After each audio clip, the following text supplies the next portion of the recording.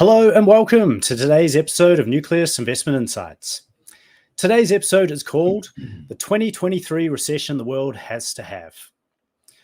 On the agenda, we'll look at inflation around the world and the actions of central banks. Next, we'll look at the telltale recessionary signs developing. We'll then explore company earnings and valuations and the interaction between the two. As always, at the end, we'll discuss the investment implications. Today on the show, as always, we have Damien Klassen, who's Nucleus Wealth's co-founder and chief investment officer. Damo, welcome. Hey, Sam.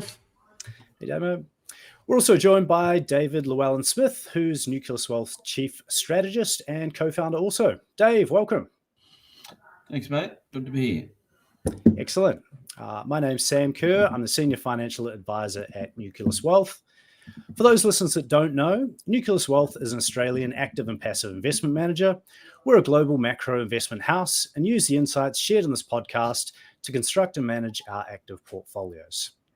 We're also the first to offer passive direct indexing in Australia, which has been labelled ETFs 2.0 as you can customise your chosen index. Just a quick housekeeping reminder, if you enjoy our content, please subscribe to our YouTube channel and click the bell below to be notified when we go live or have a new episode recorded. We are live every Thursday at 12:30 Sydney, Melbourne time. So jump onto the Nucleus Wealth YouTube channel and you can ask any questions that come to mind and we'll do our best to answer them during the show. You can also follow us on your preferred podcast platform as our show is available on all the majors. And if you'd like to look at the slides in more detail, we'll post them in the show notes this afternoon, and you can view these at nucleuswealth.com/webinars. So now we've got those formalities out of the way, we'll get started. So Damo, I'll hand it over to you. Thanks, Sam. So what we wanted to do is a bit of an end of the year wrap up and a bit of a preview for next year as well. So we thought we'd sort of have, we've had a few guests on the last few weeks sort of focused on specific topics. So what we want to try and do is sort of do a bit more of a broad overview about where we are. We've titled it the recession the world has to have. Now this sort of come from back in the late 80s, early 90s. Australia had the recession we had to have, as sort of titled by Paul Keating. Now you never nobody never titles these in before they happen. It's titled after, but the central banks have really telegraphed that they're going to keep raising rates until inflation comes down, and given inflation, especially annual inflation, is going to stay high for some time. There's now increasing signs that the recession is going to happen, and we're pretty sure once it's all out there, it will be titled in the similar way, saying the recession we had to have because inflation was so high. So with that, we sort of run through from a few different angles. I thought I'd start on the inflation first, and then I'll jump into some of the valuation company earnings, and then then we might do a bit of a run around all the major countries just to sort of have a look and see which ones are being affected. So I'll start with just highlighting the probably the key measure of inflation is that the Fed looks at is the core, what's called the core PCE inflation. There's a few different types of inflation in the US. This is the main one they look at, and you can see there's a red line on the chart we're showing here, showing that it came in at roughly 0.2 in the last month after a whole bunch of sort of much higher readings. So 0.2's back roughly around the level you'd expect. Yes, in a more normal economy, you can sort of see 2016, 17, 18, lots of months where it was 0.2 or above, and then you'd have ones where it was below, and the net effect is, it all comes out at roughly 2%. Now, is this just a 1 month? It could just be a 1 month blip, but our thoughts are that no, we're actually starting to get into the phase now where they're really starting to flow through, especially on the goods side. Goods side is you're really starting to see that deflationary pressure starting to come through. Now it's worth noting as well, I've got a chart up just showing what would happen. So let's say we were in today's settings were absolutely perfect, that we're going to get a 0.2 and a 0.1 and just oscillate between the two for the next 12 months. So what does that actually mean for annualized inflation? So there's one point is about saying what is the Fed looking at on a what are they looking at in terms of the near term one? So that the latest month was fine, but they're not going to stop raising rates, or they're not going to start cutting rates based on one reading. They'll need like multiple readings to get a feel for it. Well, let's say that we just average this 2% per annum inflation from here. It's still going to take us 3 or 4 months before we're going to see inflation anywhere near levels that actually start thinking about pausing, or they can actually sort of justify pausing. So at current levels, even in March, by the end of March, so the numbers that would be reported in the middle of April next year, you're still talking about 5%-ish inflation. And so I guess what we're coming from that is it's actually going to be quite hard for the Fed to reverse course. They might slow or stop and wait and see how things are going, but actually reversing course is actually going to need some quite significant drops and so the idea that will the Fed pivot is it's going to be difficult for them to come up with the reasons to actually come up with a pivot. Yeah, well, it'll certainly pivot to pausing. Yes. If it gets those month-on-month readings of 0.2 sustained, the month-on-month readings will certainly register at the Fed, but it won't be cutting by any means unless it's. Yeah, and I guess that's the point. Is even I guess what I'm coming to is even if you went to negative 5% deflation, so actually from here on in you started registering negative numbers, by March you're still going to have over 2% inflation. Yeah, and so you're in this full-on deflationary bust, and it could be 3 months of inflationary bust. And even at that stage, the Fed's going to have a hard time, turning around and actually saying, "Oh no, we've done too much. Let's we're going to reverse courses." So I guess the point is they're probably going to have to wait. The thought would be they'll keep raising for a while, then they'll sit and wait for 6 months or so, and then they'll work out if they have done too much. They'll then work out they've done too much and then have to start reversing course after that. So it's unlikely to do a 180 very quickly. So the thoughts the market have about pivoting. We've seen a couple of times already where the thoughts are that maybe they'll go from 75 basis points to 50 basis points, and the market immediately sticks on 5% with the whole thought that it's all back on. Okay, so it was inflation. It's worth as well just highlighting. There's a flexible and a sticky inflation. The flexible inflation really took off and sort of hit that sort of 20% level on an annualized basis earlier on this year. That's now fallen. It's fallen quite steeply. It's still at. I think it's got readings of just a bit above 5%, but clearly headed down quite quickly. The sticky inflation, though, is the one that's now rising and at similar levels, and that's going to take longer to come down. And that's partly because some of the measures that go into that, things like rent and healthcare and things like that, often only get calculated once a year, and so there's like a gradual averaging process of it, and so what we'll see is that those effects are going to keep coming through.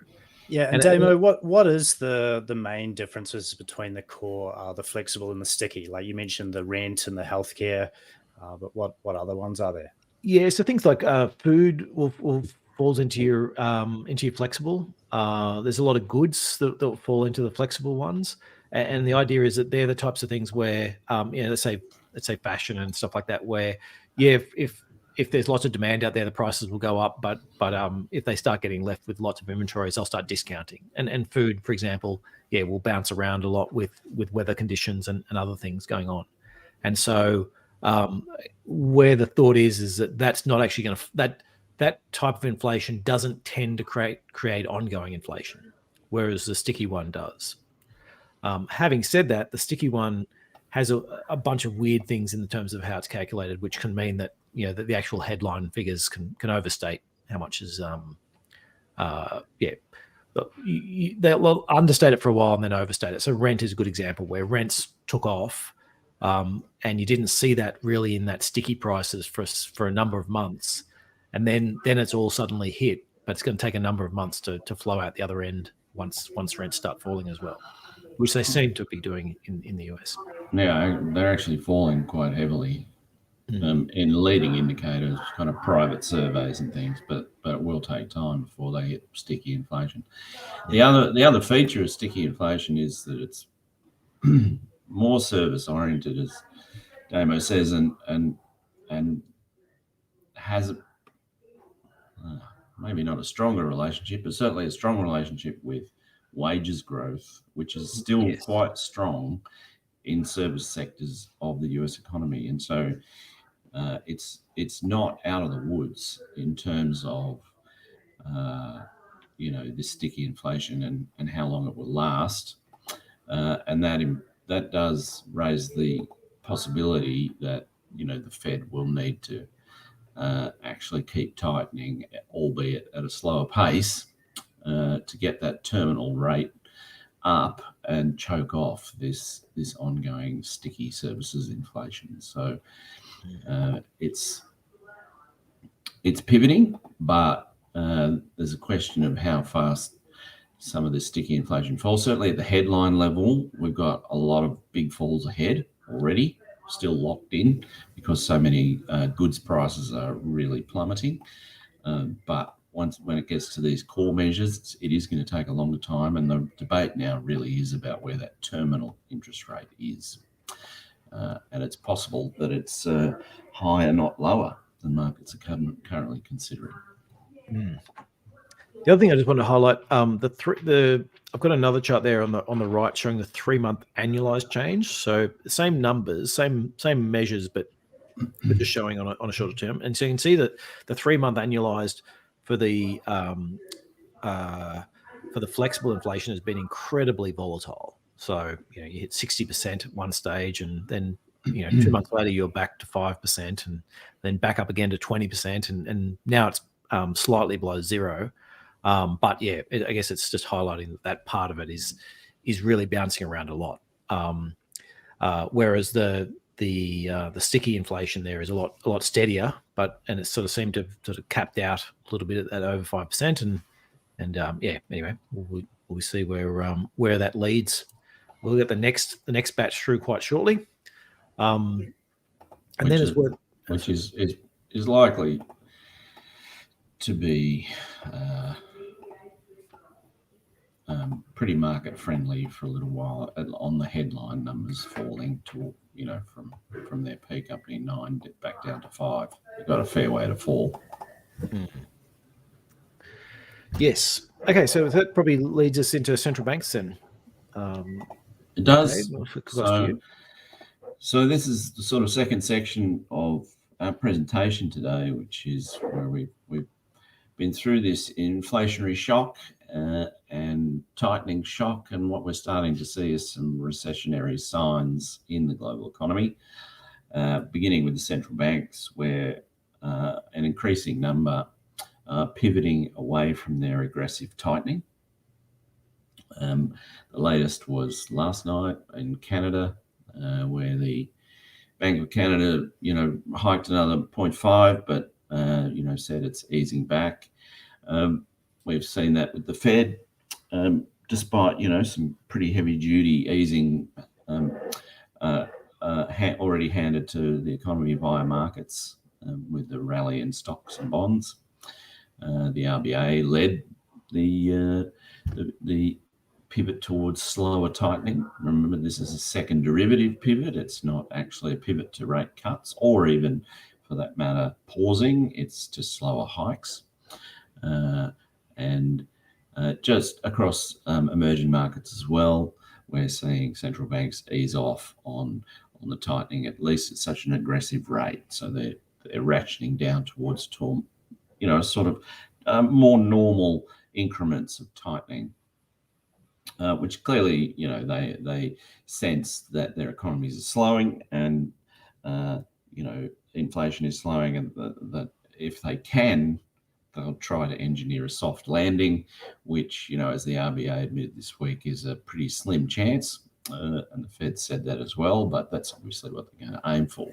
So despite the fact that they're slowing, they're still jawboning pretty hard in terms of their objective of lowering inflation. And so, you've got this circumstance where slowing inflation and growth on one hand is slowing their tightening, which is a recessionary signal, but at the same time, potential for more tightening, as we've just discussed with the Fed and its balancing of sticky and flexible inflation. And so they're both pretty recessionary, where the central banks are still tightening morally, if you like, and literally, while they slow those literal hikes. So they're still quite hawkish, and in a sense, the central banks are still tightening into the slowing economy. So that's quite recessionary too. And it's worth noting, I actually forgot to put this chart up, but it is coming out in a property piece out later on this afternoon that we're putting out. But the Australian, the effect, if you look at the amount of mortgages out there and you multiply it by the change in interest rate over 1 year. So basically what we're looking at is saying, back in the 80s, interest rates rose a lot more quickly, but the mortgages weren't as big, and so it didn't make as big of an effect on the Australian economy. So if we look at basically as a percentage of GDP, how much are these rate rises actually affecting? How much are they taking out of the economy? Now, most of the time, most of the types of rate rises we saw, pre financial crisis, back in the sort of late 80s when interest rates really took off, was about 2% of GDP as a 1 year change. So that's how much more people had to be paying in interest versus on their mortgages. We're already at about 4 in terms of the current levels. So it's already roughly twice as big of a tightening as we've seen in terms of the amount of money that people are going to have to take from their ordinary spending and stick into their paying off their mortgage instead. Yeah, that's a consequence of big fiscal policy push, for the pandemic, injecting a lot of money and growth into these economies.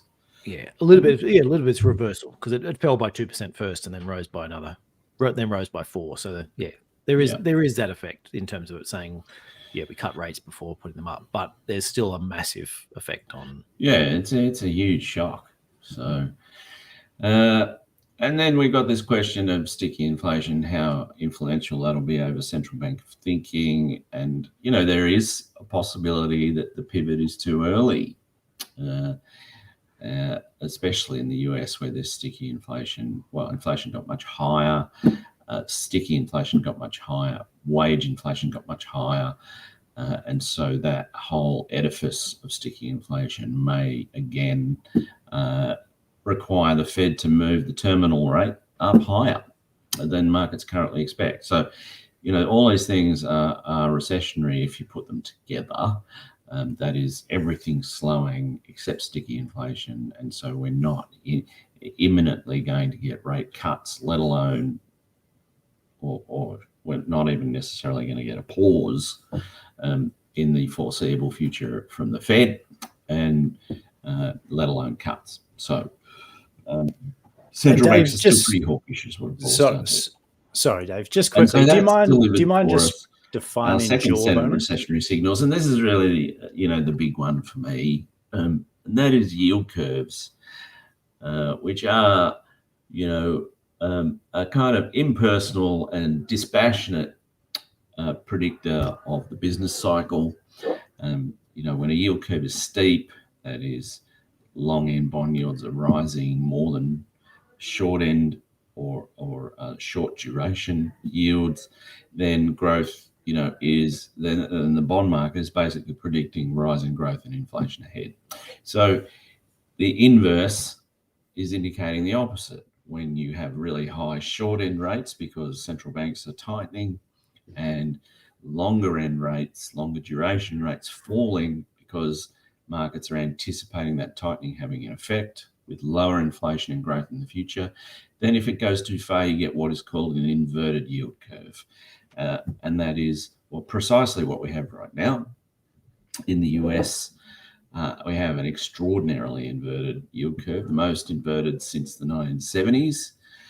And in Australia, it's still positive, but is falling very quickly, and it's tracking in trend terms exactly with the US with a lag of about 6 months, which to me is simply indicative of the different COVID policies that we had. The US was reopened much earlier.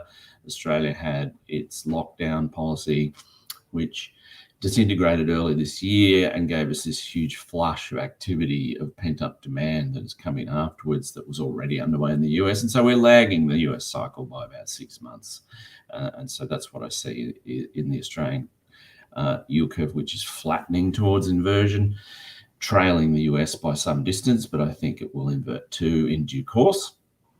And what an inverted yield curve indicates is recession. Like, it's a brilliant indicator of recession, especially at the depths of inversion that we're seeing in the US. It's pretty much got a 100% record of forecasting a recession. There are some who are arguing these days that this doesn't really function as well as it used to because Fed central banks have waded into bond markets and are buying through quantitative easing, various duration bonds, but I just don't buy that argument. I don't think that they change the absolute functioning of the bond market, and I don't think they alter the curve and the meaning of it. And so, they do alter the curve, but not sufficiently to alter the signals, if you like. And so this is a classic pre-recessionary signal, which I think is very convincing. And moreover, it takes all of the bias, and individual and research orientations out of the question. So, you obviously have various cultures and double standards, conflicted things going on in the various market forecasters, and they're invariably more bullish than perhaps reality is suggesting, and so you have a number of people forecasting soft landings and things, even though it's pretty obvious that that's going to be a difficult act to pull off. Well, it's really a put your money where your mouth is, isn't it, Dave? And so I look to the bond market as a much more objective kind of signal on this front, and it's pretty convincing in terms of recession in the US. And as I say, I think Australia is trailing it pretty directly in the same direction. So then you've got a second set of indicators, that come from sort of recession probability indexes and models that everybody has. The key thing to think about on this, and I've just provided the Federal Reserve's version of this, which does include things like the state of the bond curve. If you look at this, you will see that most of the time these models, this is pretty typical of these models, is they never actually give you the recession signal as a probability, when in fact they're very good at predicting a recession, even though they give it a low probability. So if you look at the chart here, the only recession that this Fed model, the two of them were in the 70s and 80s, the Fed model predicted, and yet even when it said there was a higher likelihood than normal, but not the base case for a recession in this modeling, it was actually a brilliant signal for an imminent recession. And right now it is indicating just that. So that's another set of indicators. And so then we can flip over and look at some of the real economy stuff in real time, which is corroborating, these models and what the bond market is telling us.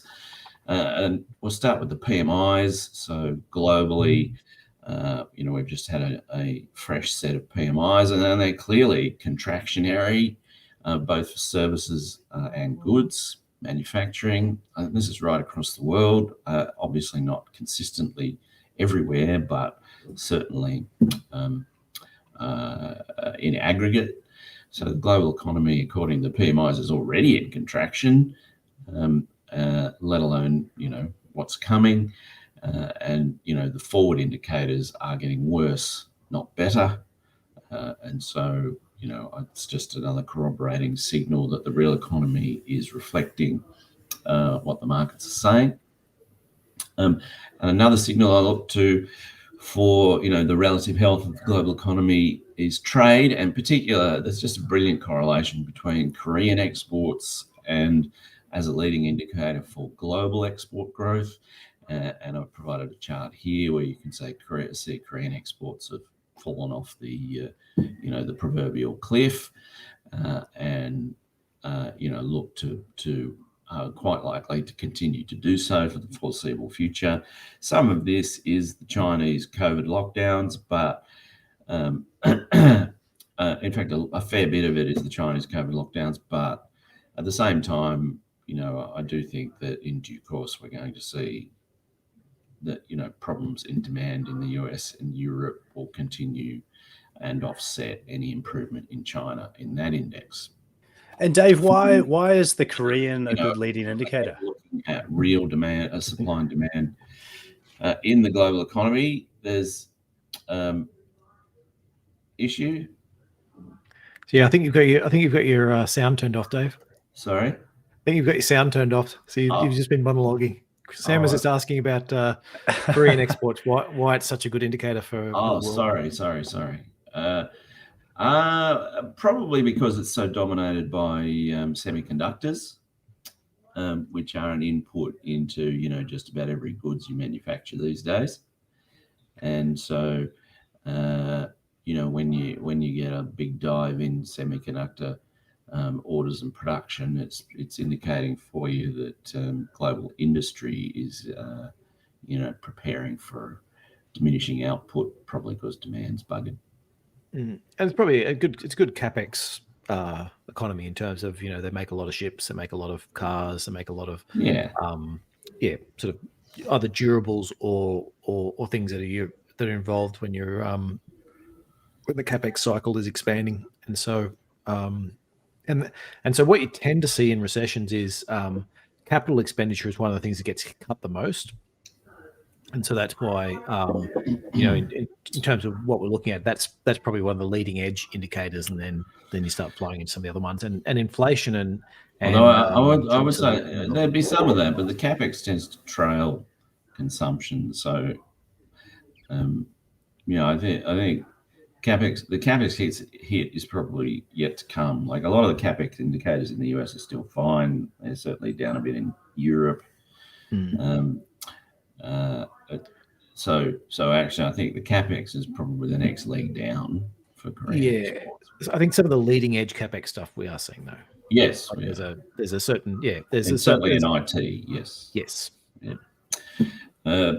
So yeah, that's another batch, and then finally oil. Oil's a nice one for real economy demand, and of course affected by supply, but.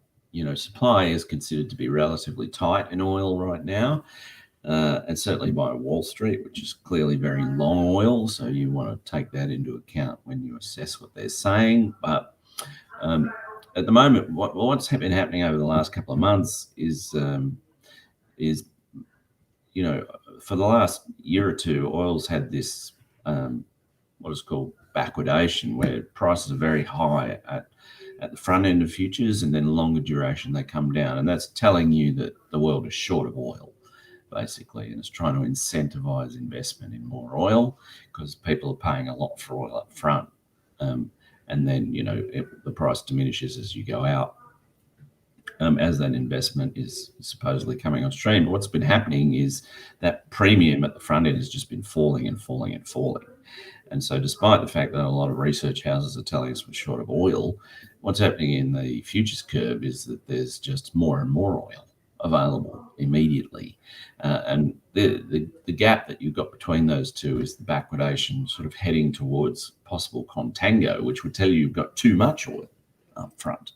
And so oil is actually, and we've seen the price of oil peak at, $120 odd, and then its chart break down this week and looks like it's headed to $70 pretty quickly. If it may even go a little lower. I don't expect it to fall apart like we've seen in other recent recessions, but because I do buy some of the arguments about supply being more restricted these days, especially for US shale. But the oil futures curve is definitely suggesting that there's a problem with oil demand, given supply is restrained. So we got our basket of recessionary signals there around the place, and then we can turn to individual economies. So we thought we'd run through quickly the major economies and have a look at the kind of mix of narratives that are there, and what they say about recession for next year or growth. And we pretty much touched on and covered a lot of the US already, but more specifically, US property is in a pretty serious bust now. Prices are falling at a really good clip month on month, trailing well behind Australia. So I don't expect that they're necessarily impacting consumption yet, but they are falling. What has been now crashing for months is new construction, and that's where the real activity, real economic activity input or impact is. And there, I think starts now are down by at least a third from the peak, if not a little more. And we're starting to see the US industry PMIs roll over pretty sharply as well. The ISM this week was pretty weak. There's some really interesting combinations of features of these things if you put them together, like new orders and inventories and stuff, and they're all indicating inventories are high, new orders are weakening, demand's coming off, etc. And they're really good leading indicators for future activity and for earnings, more importantly, which we'll get to before too long. So they're also suggesting that the long expected inventory down cycle that we've talked about for a long time is kind of beginning to get underway, and that is also reflected in things like Korean trade, which we've seen already, and I expect that to get worse. But then on the flip side, as we've already discussed, services wages are still booming and activity there's good. But the good side of stuff, and if we get a decent inventory unwind on that front, that in all by itself is very recessionary. And so, at this point, we're 50-50 on whether the Fed has stopped. I think it's a much higher chance than that we end up in a US recession next year. But at this point, we kind of got these mixed set of signals in the US as it rolls over. And so, the terminal rate of the Fed is up for discussion. China has been stumbling along and weakening through the last sort of quarter as COVID lockdowns have their revenge. But of course, the big pivot we've seen over the last few weeks is that China's going to reopen. This is going to deliver an imminent recession in China, probably for a quarter, maybe a quarter and a half, I'd say through Q1 at least, and then tipping into Q2 as COVID runs riot in China, and you'll get basically what are private sector lockdowns there as people don't go out anymore, mobility crashes, hospitals are overrun, we'll see death rates climb, or at least we would. In a democracy, we probably won't there because the data won't be available.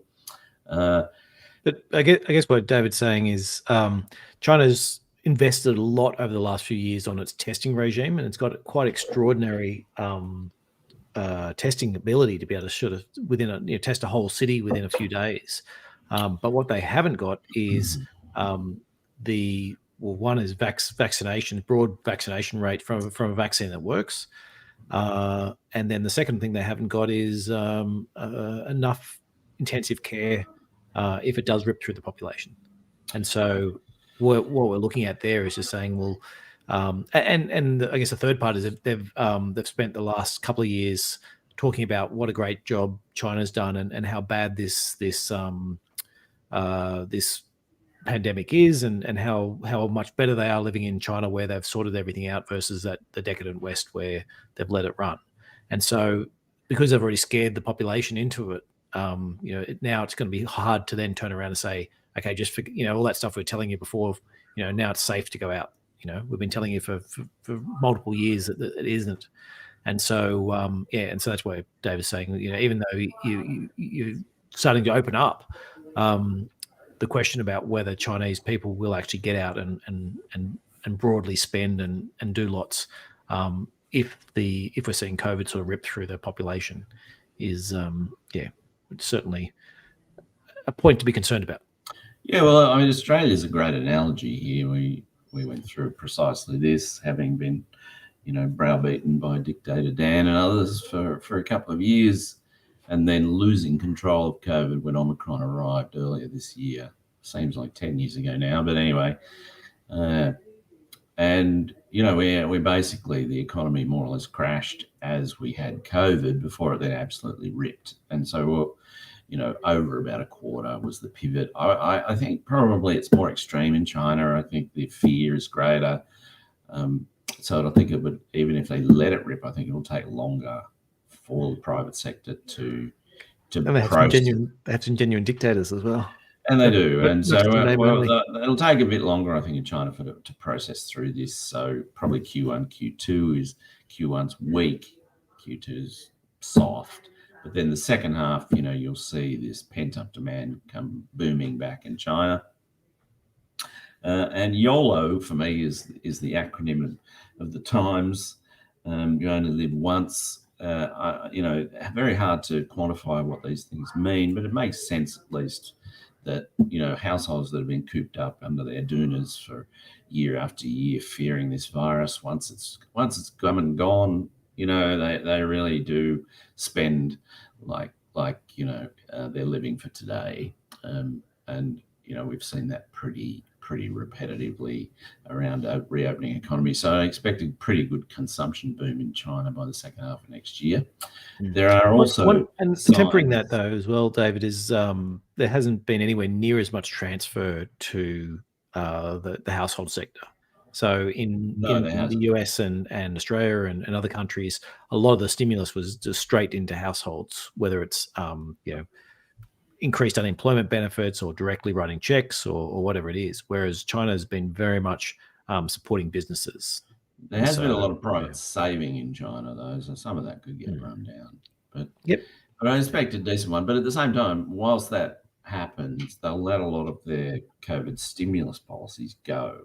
So infrastructure, for instance, will wind down, and that's been incredibly powerful over the last 6 to 9 months.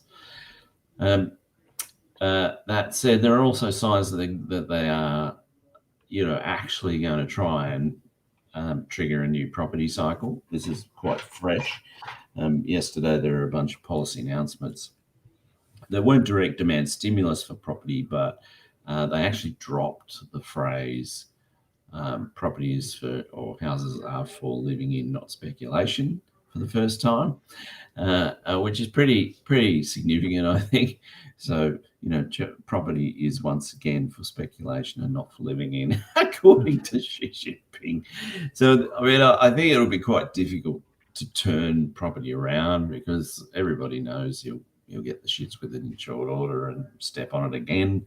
But, it appears they are going to, do further measures to get property moving. How much, who knows? But so China is on the verge of basically recession, if it's not in it already, but it's going to rip out of it next year. But there's one other feature to that is, as a global recession transpires, there'll be a big trade shock in China. So now what that all ends up with is, I think China ends up with maybe 4% growth over the year, big dip in the first half, big reasonable pop in the second half, and then we settle into its structural problems again in 2024. So I don't think China's going to save anybody next year, but and it will make it worse in the short term. And I guess for this presentation, that's what matters. It is going to contribute imminently to a global recession before things get better. And so that brings us home to Australia. And I have to say, I've been read a lot of research from various investment houses, and one of the most consistent themes is how Australia is going to outperform all other developed economies next year, which I think is just a reflexive response to China coming out of lockdown, and the assumption that with some justification in terms of iron ore, LNG and coal,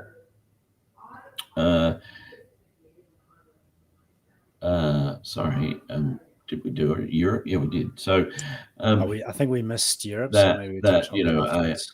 Those various commodity dimensions of the economy are going to be strong, and so therefore the Australian economy is going to be strong. And I just completely disagree with that conclusion. Yes, there will be strong features within Australia, one of them being the budget, for instance, which is going to outperform its forecasts thanks to commodity taxes.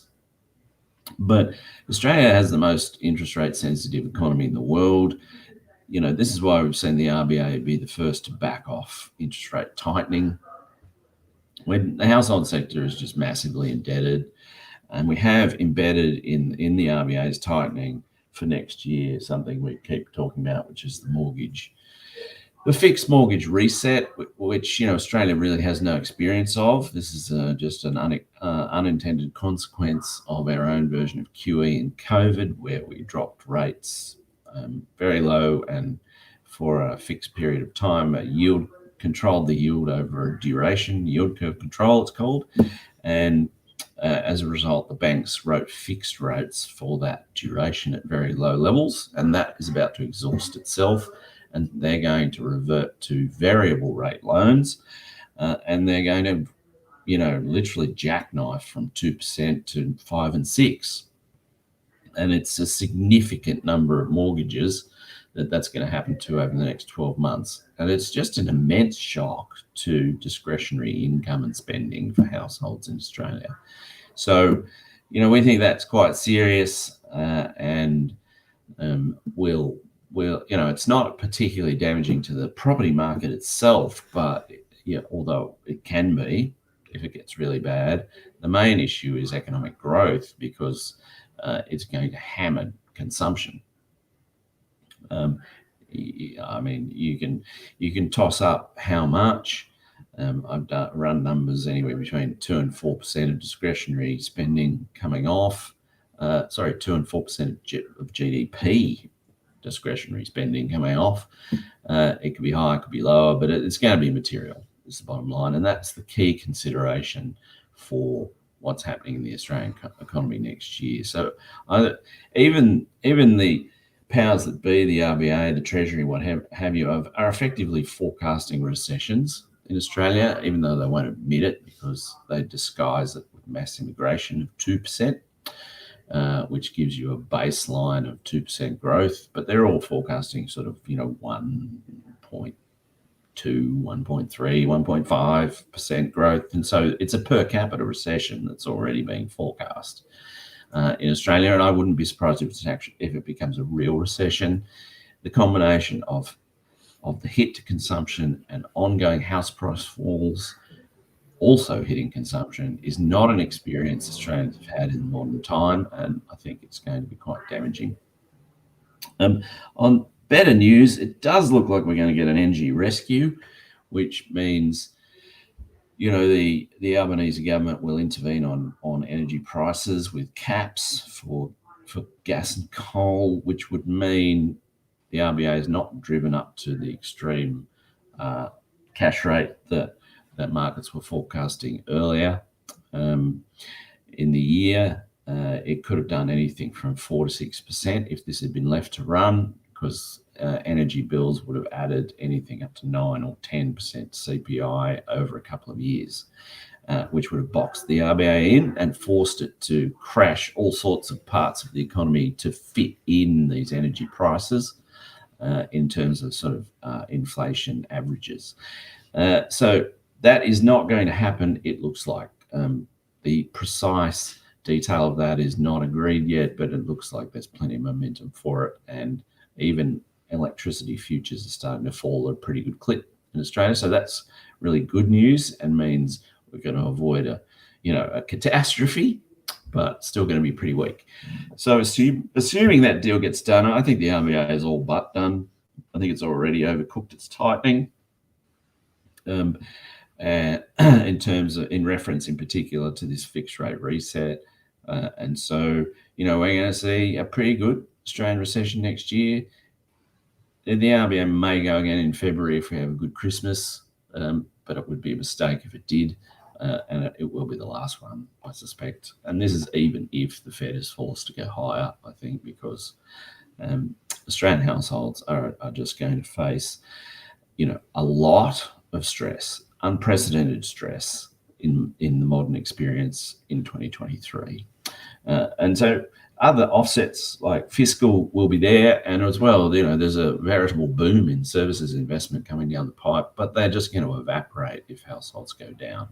As Damo suggested, CapEx falls really quickly once business gets a wind of a recession. So, some of the things that appear strong right now won't last. And so there you go. Global recession in 2023, which is relatively straightforwardly defined usually as any growth under 2%. I think we can probably do better than that in the sense of being below 2% next year in the global economy. Certainly a per capita recession in Australia, quite possibly a real recession. Well, in media terms of 2 negative quarters of actual GDP, but it doesn't really matter. At the end of the day, this recession is going to lower inflation. If it doesn't do it initially, the Fed's going to retighten, and it'll just be a bit later. It might be the second half instead of the first half, and to squash that sticky inflation. And that kind of brings us to what the fallout will be for asset prices. And there's 2 considerations on that before I hand over to Damo to look at valuations and earnings. The first is obviously top line growth is hit pretty hard in a recession for corporates and for earnings, but the more significant factor in every recession, and particularly in this one, is margin squeeze. Basically earnings have been so spectacular over this COVID boom because, corporates had incredible pricing power and expanded their margins. And inflation gave them a free pass to do that almost without, consequence. And that will now go into reverse, where falling inflation and rising competition as demand diminishes and top-line growth falls gives you a massive margin squeeze. And so I expect the earnings recession to actually be worse than the underlying recession. So handing over to you, Damo. Yeah, so let's talk some valuations just for a minute. So we've got sort of a rough guide about inflation. Now this, Dave's done a run through of the different countries and the economic outlook. The key always with investing is saying it doesn't matter how dire the outlook is. If you can buy the assets for cheap enough, then you're still out there. There's still a reason to buy. Right now, I've got a global 12-month forward price to earnings. Now this is just one of lots of different measures we can use, but this one's one of the most commonly used and is pretty. We think is pretty reasonable at this point in the cycle. It's basically sitting dead on its sort of 20-odd year average. And after coming back from so 15.4, coming back down from 20, so the froth, that real froth, has been taken out. It's also sitting pretty close to sort of the average you would have seen from 2015 through to 2020 pre-pandemic. It's pretty close to that average as well. So it sort of looks pretty stock standard. The issue is though, when you look at the banks, mining, energy, insurance, I'm going to sort of strip those ones out because they do have some peculiarities that you don't see in some of the other sectors, and in particular the resources sector, where seeing that the resources sector is cheap is not always a good thing. Like often what that means is you're actually at peak cycle earnings, and so for example right now, that you might have been looking, well, go back a couple of months, you're looking at energy companies that are pricing in, say, $100 and something oil, And so they looked really cheap because investors were looking at it saying, well, that's great, you're earning $100 per barrel, but we're not expecting that to last. And so the stock will look quite cheap. And then as that price falls and the forecast for it, it's almost a bit of a reverse indicator. Anyway, long story short, though, if you strip those out, and so you're just looking at the rest of the economy, which is sort of the biggest part, it actually still looks a bit expensive. It's sort of probably at about the 70th percentile relative to it. And then more importantly, when you look, more importantly for Australian investors, when you strip back and look at that versus Australia, then you notice that Australia looks expensive. So the raw figures of Australia versus the world is basically bang on its averages. But when you look at each individual's part, Australian banks versus world banks, they're extremely expensive. That's the bottom left one. Bottom right is the world resources versus Aussie resources, and again, above the 90th percentile in both cases. And then if you do look at the top right, Australia sort of ex banks and resources versus the world ex banks and resources. Again, we're at the 90th percentile of where we've traded. It's on every single on every individual part, Australia just looks expensive, and so not only if so I guess what I'm saying is if the other economists that Dave thinks are wrong, like if so they're all saying, I guess, that the Australian economy will come out better than the rest of the world. Well, that's already priced in. It needs to come out way better than the rest of the world for that for you to make a successful investment in Australia versus global. Especially that bank valuation. I mean, it's crazy. Yeah, if there's any disappointment, the Australian stocks are priced for perfection. Then looking quickly at earnings, so I've got a chart up here just sort of showing, and using the US S&P 500, which is pretty close to the global earnings. It's got most of the largest companies in it, but we're just looking at the forward estimates, and each of these blue lines is showing how that sort of changed over time. So the 2022 numbers sort of started at about 225 and rose a little bit, and then ended up back at pretty close to 220, where it sort of finished. The 2023 numbers, they sort of rose initially and sort of hit about 250-ish, and they've already sort of fallen back, and they've come back about 10% has already been taken off those 2023 numbers, and we're looking about 230 at the moment. So still an increase on 2022. So if there is a recession, then at the moment, company forecasts are still saying that the company earnings are going to go up 5%, which would be unprecedented in a recession. So there's quite likely, if we're right on the recession front, there's more weakness to come in terms of those forecasts. And then 2024 numbers are still well above. Even a mild recession would typically drop earnings 20%. Yes. And so I've got some growth rate ones now, which are sort of similar to that. But, I talk about sort of later year forecasts as being, as most years, it starts at 10%. That's sort of like a nice round figure that basically companies forecast. They don't know what they're going to earn, then the forecast usually comes out about 10%. And you can see on all these graphs that each one of these is the line of progression of how these forecasts progressed over time. And the final figure is where it actually ended up. So you can see they almost all start on that 10% line, and then they go one way or the other. So 2015, 2016, when we had a slowdown in the world economy, but generally not recessionary, we saw zero growth from all these companies. In the 2020, we saw minus 15% growth when we sort of hit that genuine recession. The massive bounce back in 2022. 2023 numbers, as you can see, they're coming off, but we think there's still further to go. And 2024, the numbers haven't even started to fall yet. And so, they're just still looking at 10% growth. So lots of room for earnings to come down if we're looking at a recession. The problem is 2023. If well, I could say the base case is the problem is 2023. And 2024 could actually hit 10% or even be higher. The problem is it'll be coming off a much lower base from 2023. Yeah, it'll be a bit like 2020 to 2021. Is that Yes. The heights reached in 2021 were really determined by how far it fell in 2020, as opposed to sort of a natural.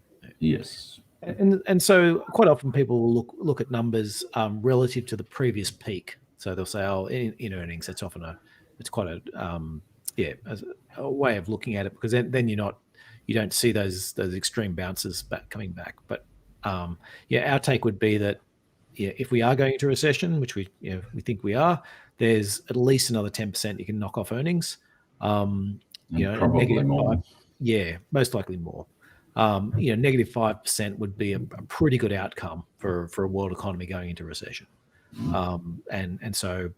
That's so. And what that means from the valuation front is that we're sitting at a sort of a little bit expensive on the valuation front before we've had the earnings downgrades. So what that usually means, what it often ends up in, is you get the downgrades of 10-15% more downgrade in terms of earnings, and then you get another whack because people no longer want to pay above average for a market where you're seeing earnings fall.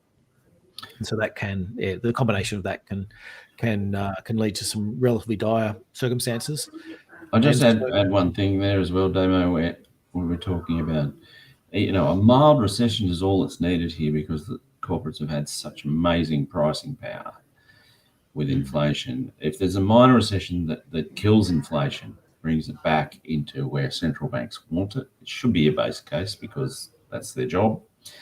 Then that in itself represents a huge margin squeeze. Now, and typically in these earnings forecasts, about 2/3 of the reduction in earnings is actually from margins, not from volumes and top line growth.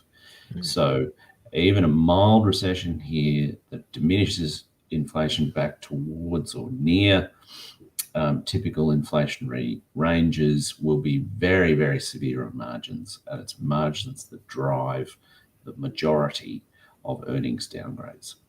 Yeah, and where that comes from, I guess conceptually, is there's a lot of companies that have managed to put through price rises now because everyone else is raising their price, and so they may have not needed to, or at least you're even looking at companies that are complaining about, my wages bills gone up by 5%.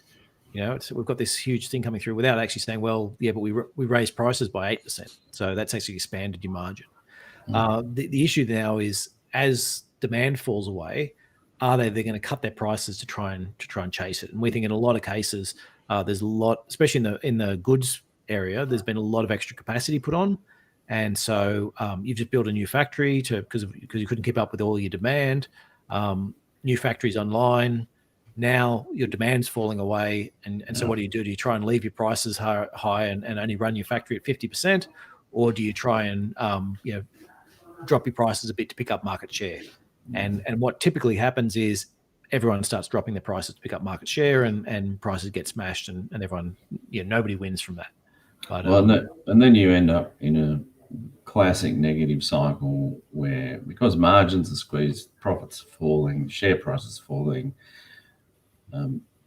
Especially in the US, the corporates just bring in the cost cutters, and the job headcount starts to go, which feeds back into wider sentiment, and top line growth starts to fall as well. Excellent. So guys, we've got a few questions that have come through. But firstly, I just want to mention we missed actually slide 11, the economic outlook for Europe. So they're actually in recession there. So Dave, do you want to just give us a quick overview on that? That one's actually pretty important. I mean, it's basically in recession now. The important thing coming out of this, I think, is that there's a secondary energy shock, I think, building for Europe, and to some extent globally for the first half of next year via LNG and gas prices, and coal prices. because the first half of the year tends to be when the inventory restocking happens for the Northern Hemisphere. I know that's the off season for the consumption of these energy fuels, but that's when the price pressure's on, because that's when they're building their stocks. And we're already seeing coal rocket back to highs and LNG trending up again. So that's going to keep the ECB interested. It's already overcooking it, in my view, because frankly, it can't do anything about energy prices. European wages are firmer than Australia, but they're not tear away either. So I also think the ECB is on the verge of policy error. So tough year for Europe as well. Nice one. So we have a question from Wolfers. They're asking, do you think Australian or US bonds have turned the corner now? And is the negative correlation with stocks and bonds coming back? Look, those two questions are interrelated. I would say the negative correlation is coming back if they've topped. That really comes back to US sticky inflation. I do think that the Australian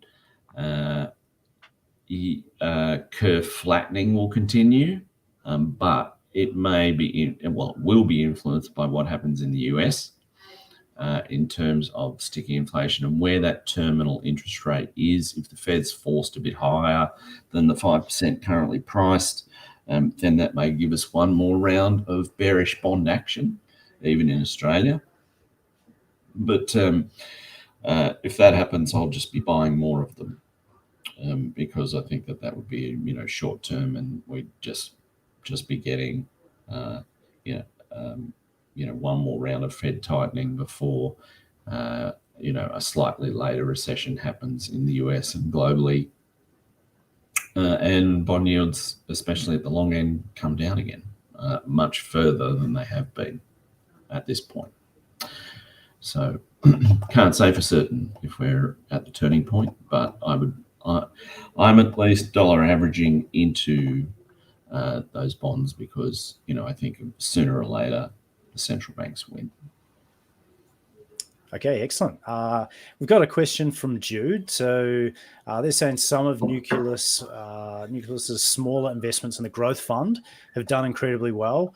How do you decide the allocation size of these winners? Yeah, look, I think it's pretty safe to say every time you ever have a winner, you should have bought more of it, and every loser, you should have bought less of it. I think there's look, in terms of sizing them, we start from a view of we've got our quality versus value matrix. So for anyone who hasn't seen that, basically what we put everything on an axis, one axis for quality, the other axis for growth, for value, and we want to buy stuff that sort of sits under the curve, so to speak. So if you're extremely high quality, we can own you all up and down the curve. If depending upon, you can get quite expensive and we can still own you, but it's only when you get really expensive that we'll look to sell. Whereas a stock that's just average quality, we'll buy it if it's really cheap, but then we'll sort of tip it out as soon as it starts getting closer to average price.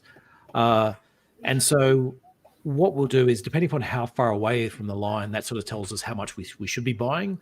And then we look at the market cap weights and try and work out from there. It is relative to market positions as well. So, for bigger stocks, if we like Apple, for example, Apple might make up 3% of the index already. So we need to buy more than 3% if we like it and we want to outperform the index.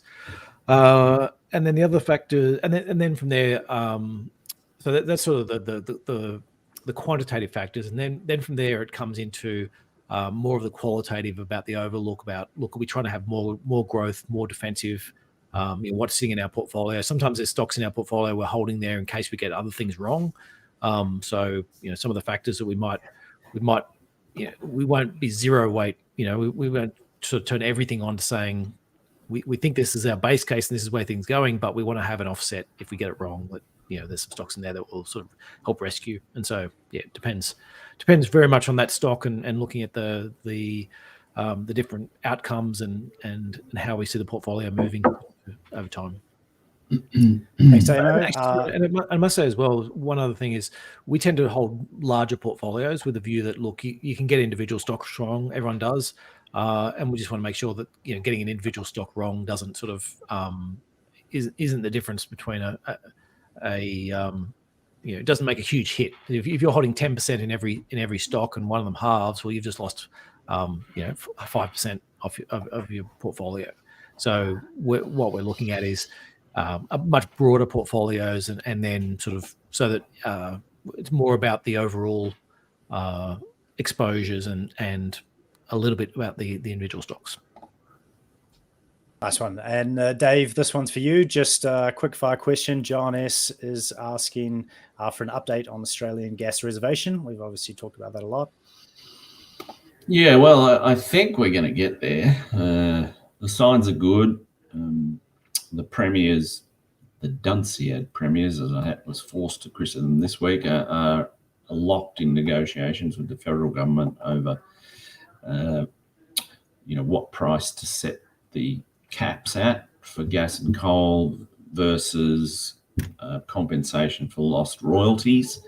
The Fed is flush. The federal government is flush with money because commodity prices have been so high, especially for coal.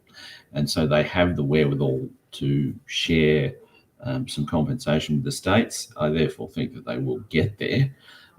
There's a whole lot of theatre and grandstanding going on between the Feds and the premiers, who frankly are saying some really stupid shit, especially in Queensland, where you have Anastasia Palaszczuk saying we have to protect the government-owned generators who are making a fortune because they're recycling those profits as energy subsidies for households, when in fact the federal government is saying, well, you won't need them because we'll lower the prices. So that's absurd. But it looks like we'll get there. And if we do, at the mooted prices of $13 gas, $125 for coal, then that will end the energy shock. Basically, it will more or less already flowed through. For Australia, David. Certainly in Queensland and New South Wales, it will have. State governments are offering various subsidies elsewhere that mean those prices haven't flowed through. So they may actually still see a few price rises, but they'll be relatively small. And it will pretty much end the influence on the CPI and the RBA if it gets done. And so we will have dodged a bullet dodged a bazooka really, because if it was allowed to run and, current global energy prices were allowed to filter back to Australia, we'd be looking at, 9 to 12% added to the CPI over the next 2 years, catastrophic interest rates, crashing house prices, blah, blah, blah. So I think we'll get there. And as I mentioned earlier, electricity futures are really starting to fall. And, that's a good sign that the market, is coming to the view that this deal's going to get done. So it's pretty good news. The only caveat to it is that, in the last quarter, these extraordinary energy war profiteers, foreign owned, sucked out the equivalent of 6% of Australian GDP in income, meaning, our energy exports were making us fantastically poorer, which is obviously a stupid circumstance. But what it also shows you is that there's an unbelievable amount of profits here that we're not getting our fair share of as Australians because we own the resources.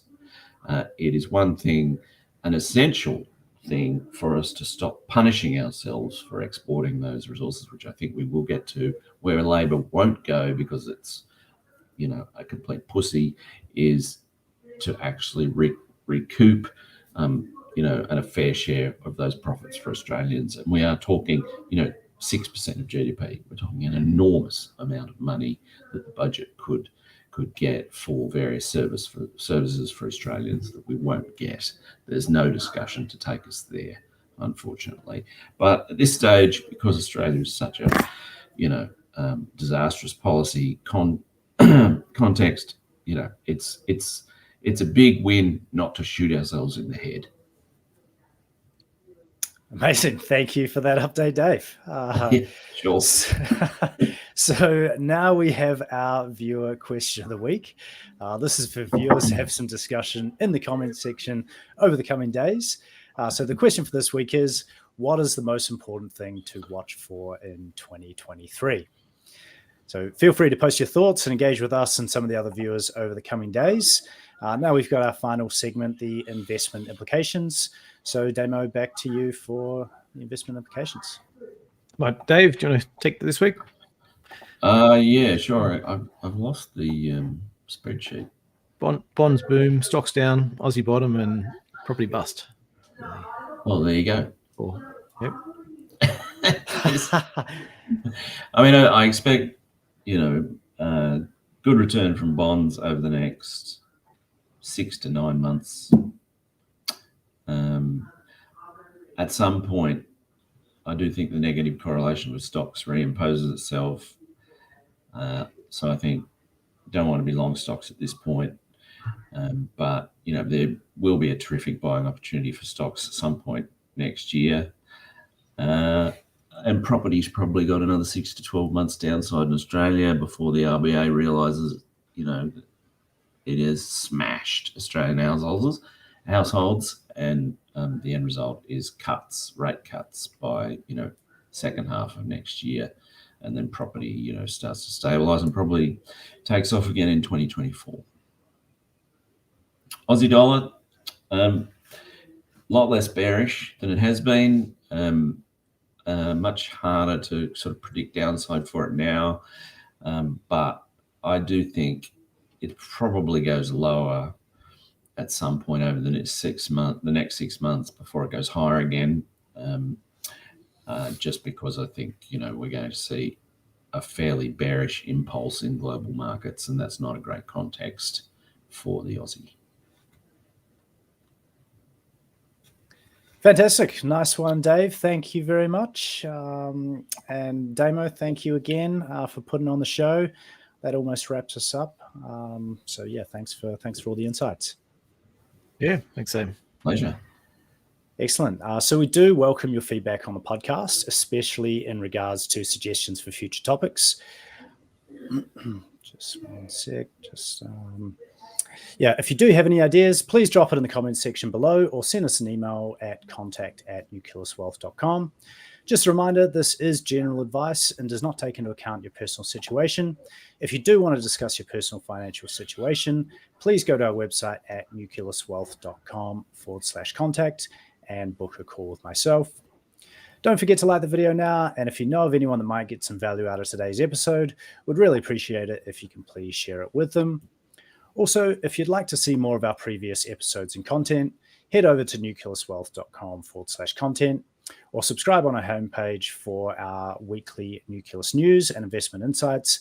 We do put out a lot of other articles and videos in addition to this podcast. And of course, you can follow us on all major social media.